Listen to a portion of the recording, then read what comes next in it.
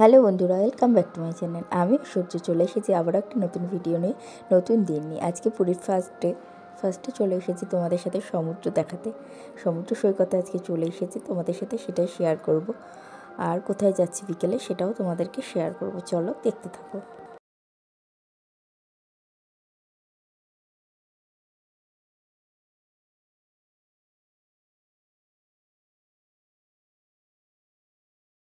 দেখো বন্ধুরা, সমুদ্রের চারিদিকটা কি দারুণ লাগছে দেখতে। এখন দুপুর মোটামুটি তোমার ওই 12:30 নাগাদ বাজে। আর দেখো খুব ভিড় হয়েছে, যেহেতু ক্রিসমাস ডে দুদিন পরেই। আর এটা হচ্ছে সিজন এখানকার, তো সবাই আসে আর কি, ছুটি যেহেতু থাকে সবারই, চাকরি স্কুল কলেজ সবই ছুটি থাকে, সেজন্য সবাই আনন্দ উপভোগ করতে চলে আসে, যেমন আমরা এসেছি। তো দেখো, তোমরা এনজয় করো। আর দেখো কি দারুণ লাগছে দেখতে। তো চলো একটু ভেতরের দিকে যাই সমুদ্রের। জোনাকি জানে কি সুখ চাইছে হাওয়ায়, আদরে বালিশে মাখা সন্ধ্যের নামা।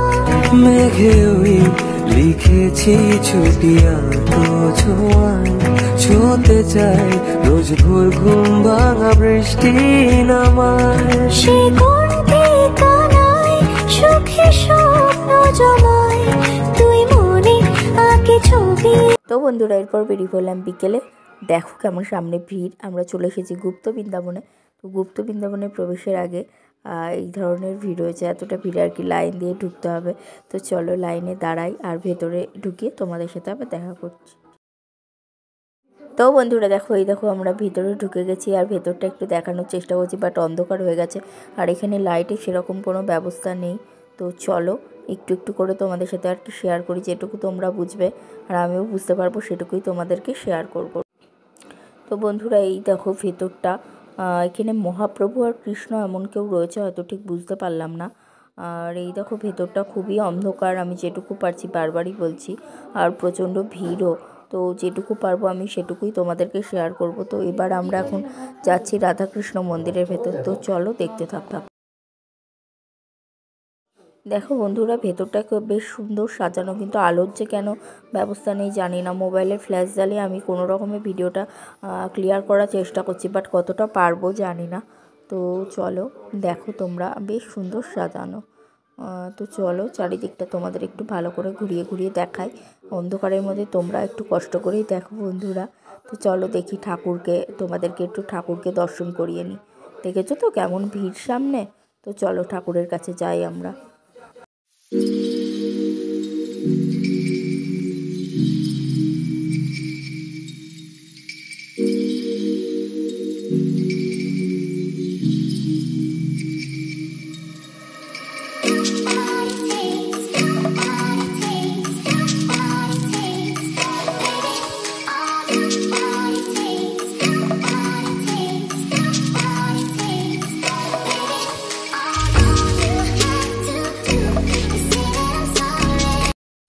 তো বন্ধুরা, গুপ্ত বৃন্দাবন তো আমি তোমাদের ওইটুকুই দেখাতে পেরেছি, খুব একটা ভালো কিছু দেখাতে পারিনি। তো সেখান থেকে যেহেতু অন্ধকার ছিল, তো সেখান থেকে বেরিয়ে আমরা একটা অন্য মন্দিরে চলে এসেছি। এখানেও রামেরই সব, রাম কৃষ্ণ ওনাদেরই সব কিছু রয়েছে আর কি। তো ওই দেখো মন্দিরটা এইভাবে আর কি সাজানো, এইভাবে ডেকোরেট করা আর কি। তো চলো সামনের দিকে আমরা এগোই। এটা একটা অন্য মন্দির, আগেও বললাম। তো এখানে জানো তো শীত কম। আর এই দেখো, এটা দেখতে পাচ্ছ, এটা হচ্ছে নাগপঞ্চমী মুভিতে দেখেছিল, ওই নাগপঞ্চমীর ঘর। উড়িষ্যায় হচ্ছে শীত থাকে না, এটা নাতিশীতোষ্ণ এলাকা আর কি, সারা বছরই গরমের একটা প্রভাব থাকে। আর এই দেখো এগুলো দেখছো, এগুলোতে ভোগ রান্না হয় আর কি ঠাকুরের। তো চলো সামনের দিকে এগোই।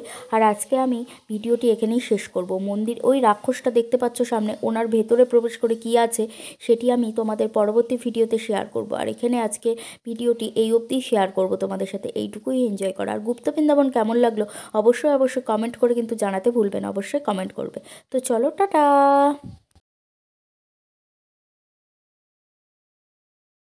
এখানে তোমাদের রাধাকৃষ্ণর একটু প্রেমলীলা দেখো, দোলনায় ঝুলছে ওনারা, সেটাও তোমাদের বলে আমার কৃষ্ণের মাথায় ময়ূর পাখা,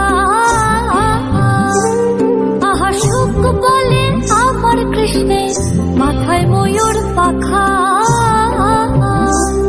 আর শাড়ি বলে